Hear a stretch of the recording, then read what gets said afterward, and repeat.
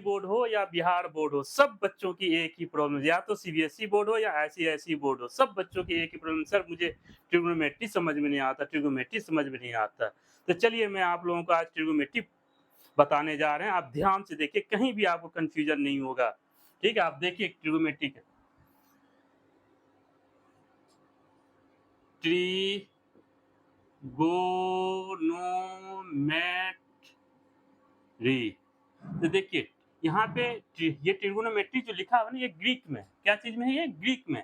अगर हम इसको ट्रांसलेट करें तो ये देखिए ट्रिगोनोमेट्री मीन्स, ट्री मतलब अगर इंग्लिश में इसको कन्वर्ट करें तो ये क्या हो जाएगा? थ्री, और गोनो मतलब एंगल, मेट्री मतलब मेजर करना। अगर इसी को हम हिंदी में देखें तो क्या होगा बेटा? तो थ्री मतलब होता है तीन, एंगल मतलब होता है कोण, मेजर करना मतलब होता है मापना। जिसमें हम लोग तीनों कोण को मापते हैं वही क्या होता है? ट्रिगोनोमेट्री। अब तीन कोण होगा किसमें? तो आप देखिए ध्यान से, जब हम ट्रायंगल बनाएंगे, किसमें तीन कोण होंगे? ट्रायंगल में होंगे। ओके, तो अगर मान लीजिए जैसे ए बी सी, यहाँ पे तीन ट्रायंगल ये है, मतलब ये एंगल है। एक एंगल, एक ये हो गया, दूसरा ये हो गया, तीसरा ये हो गया, angle first, angle second, angle three. ठीक है? तो एंगल को ये हम लोग समझ में आ गया कि एंगल आप लोग को समझ में आ रहा है कि इसी को कोण बोलते हैं और इसी को एंगल बोलते हैं। देखिए कोई बात नहीं, हिंदी और इंग्लिश दोनों में लिख रहे हैं। और ये इसी को हम लोग बोलते हैं साइड। तो ये साइड वन हो गया, यहाँ पे साइड टू हो गया,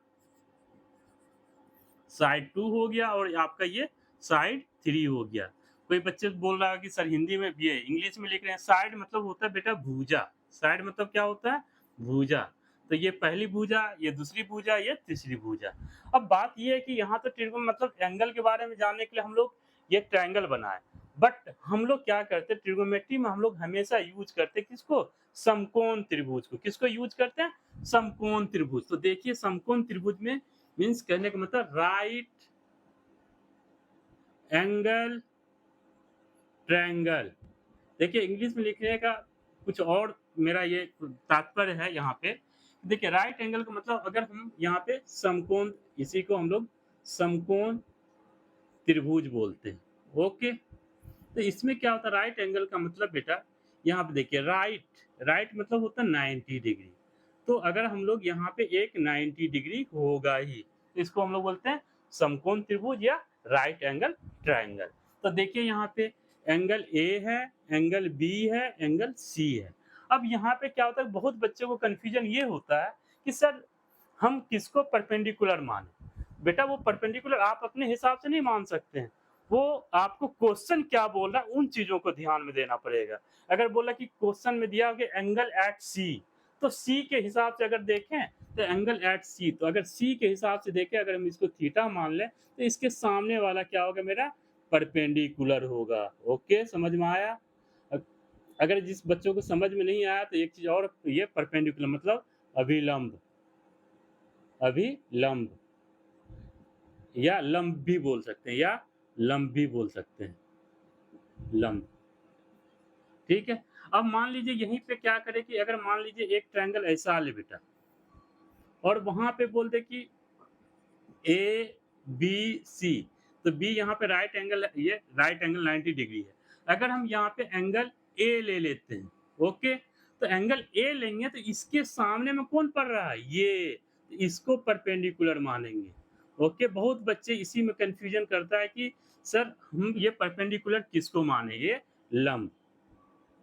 ओके, जब हमको ये परपेंडिकुलर पता चल गया, देखिए यहाँ कंफ्यूजन ये परपेंडिकुलर में ही होता, बहुत बच्चों को कंफ्यूजन होती है।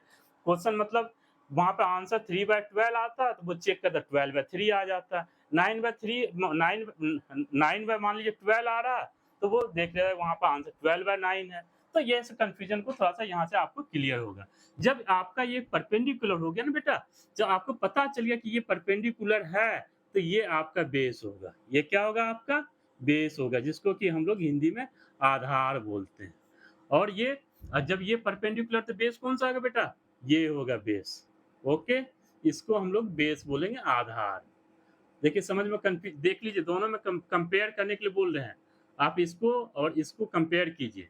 अब देखिए, जब हमको बेस परपेंडिकुलर पता चल गया, परपेंडिकुलर पता चल गया, बेस पता चल गया, बेस पता चल गया, अब हमको क्या बचा? ये कर्ण, ये हाइपोटोनियस, हाइपोटोनियस, हाइपोटोनियस।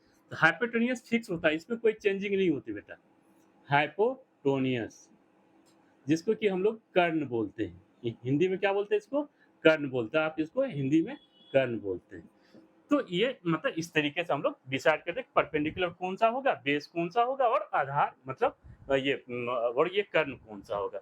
अब जब ये राइट एंगल ट्रायंगल है, एक आप लोग पाइथागोरस पढ़े होंगे, Pythagoras theorem. Pythagoras theorem, Pythagoras theorem हमसे ये बोला जा रहा है कि ये बेस है ना, तो बेस को हम लोग बी से इंडिकेट करते हैं, और ये परपेंडिकुलर है तो इसको पी से इंडिकेट करते हैं, और ये हाइपोटेन्यूस है तो इसको एस से। यहाँ पे भी कर सकते हैं सेम चीज, ये एच हो गया, ये बी हो गया, और आप सॉरी यहाँ पे परपेंडिकुलर है ना, ये पी हो गया, ये आपका बी हो गया। तो यहाँ से एक पाइथागोरस थ्योरम हम लोग पढ़ते हैं, 8th 9th पढ़े हैं, जिसमें क्या होता है, H square equal to P square plus B square, याद होगा। मतलब कर्ण स्क्वायर, ये परपेंडिकुलर मतलब ये परपेंडिकुलर, ये लंब स्क्वायर प्लस आधार स्क्वायर। तो ये जो ना पाइथागोरस का ये है थ्योरम है, इसको याद रखना है। जब ये चीज हमको पता चल गया, तो अब इसके बाद हम लोग क्या करते हैं, जब ये पता चलने के बाद अब हम लोग देखते हैं ट्रिगोनोमेट्री का मेन चीज क्या, किस तरीके से हम लोग ये करते हैं। तो देखिए ध्यान से, तो यहाँ पे हम लोग क्या कर रहे हैं, कुछ फार्मूला हम लोग जानते हैं ट्रिगोनोमेट्री का फार्मूला कि किस तरीके से होता है, वो फार्मूले को हम लोग ये यहाँ पे देखें। अब देखिए, ये राइट एंगल ट्रायंगल है, ओके, इसको हमने ए बोला, इसको बी बोला, इसको सी बोला, और इसके सामने वाले ये थीटा है तो इसके सामने वाले को हमने पी बोला, इसको बी बोला, और ये एच बोला, ठीक है। अब ध्यान रखिए, तो यहाँ पे क्या होता है कि सामने वाले को हम पी बोलते हैं।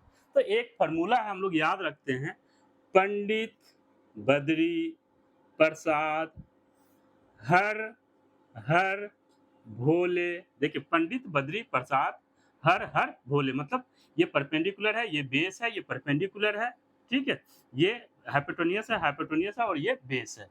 पंडित बद्री प्रसाद हर हर भोले, और इसी को क्या बोलेंगे, सोना, इसको बोलेंगे चांदी,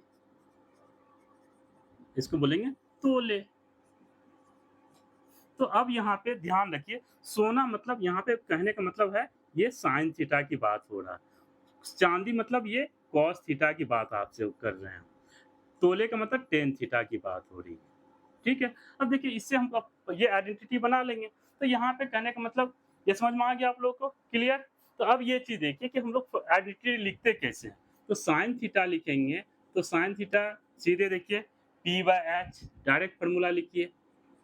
कॉस थीटा लिखेंगे बी बाय एच, डायरेक्ट लिखिए। टेन थीटा लिखेंगे पी बाय बी।